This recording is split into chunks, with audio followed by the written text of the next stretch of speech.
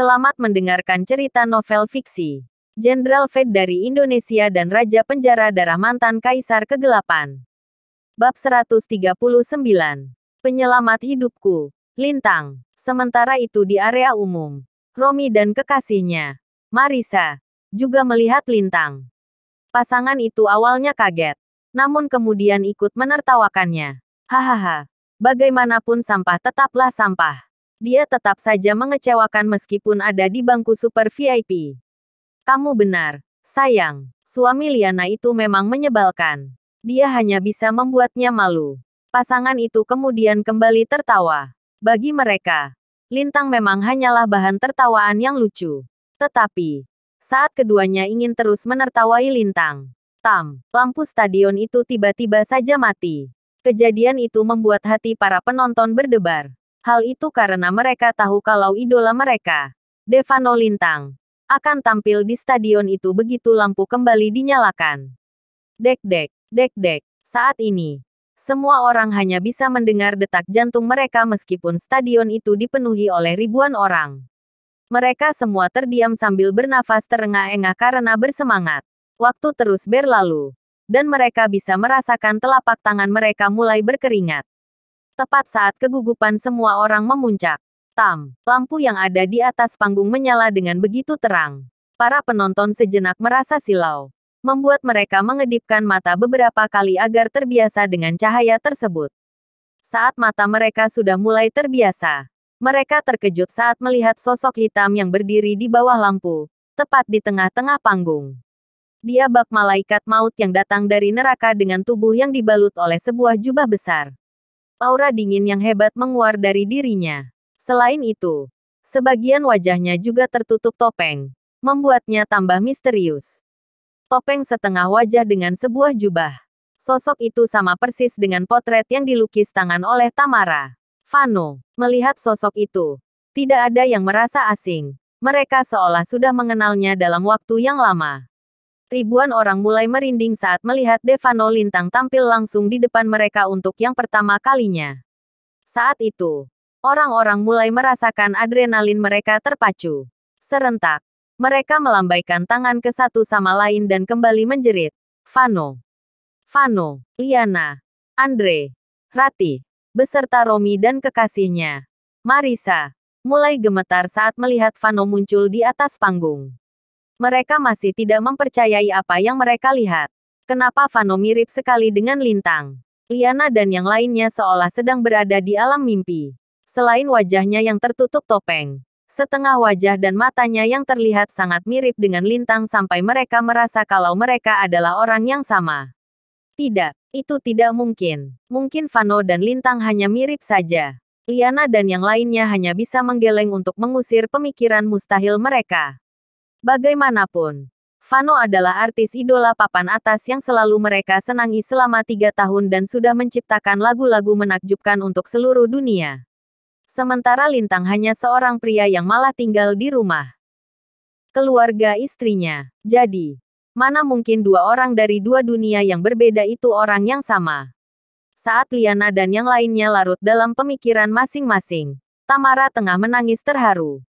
Dia menutup mulutnya dengan raut wajah kaget, mencoba menahan rasa semangat dan bahagia di hatinya dengan terus meneteskan air mata. Dia dengan gembira berlari mendekati Vano dan melingkarkan lengan kurusnya di tubuh pria itu dengan erat. Wow, pelukan di antara dua orang idola. Adegan itu membuat suasana mulai memanas. Para penggemar juga ikut menangis dan saling memeluk serta menenangkan diri satu sama lain lantaran mereka sudah menunggu hal itu selama 3 tahun. Tetapi, tidak ada yang tahu kalau wajah Tamara berubah merah padam saat dia berada di dalam rengkuhan Vano dan mencium aroma maskulin pria itu. Dia mendongak ke arah Vano dan berbisik di telinganya. Terima kasih, Vano. Kamu adalah penyelamat hidupku. Kalimat sederhana itu membuat diri Vano bergetar tak karuan. Lalu sebuah senyum tipis muncul di wajahnya. Bagaimanapun dia adalah seorang pria, Tamara Wiraatmaja memang sudah berubah menjadi wanita cantik yang dicintai seluruh negeri. Meskipun dia setia pada Liana, hatinya terus berdegup kencang. Yah, ayo kita mulai. Vano hanya bisa mencoba mengganti topik obrolan mereka. Mendengar itu, Tamara akhirnya sadar kalau dirinya sudah bersikap tidak sopan. Dia segera melepaskan pelukan itu. Namun wajahnya masih memerah sekarang. Dia tidak pernah mengira akan bertingkah kurang ajar begitu di depan Vano. Apa yang akan kita mainkan? Tanya Tamara sambil terus menatap Vano. Tetapi, dia kemudian segera menjawab pertanyaannya sendiri. Cinta di Karibia.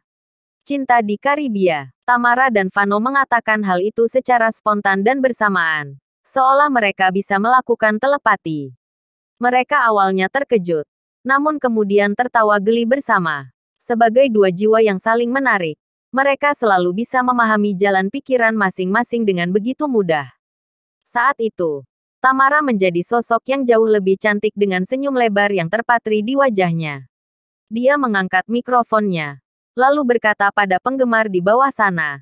Selanjutnya, aku akan menampilkan lagu, Cinta di Karibia, bersama Vano untuk kalian semua.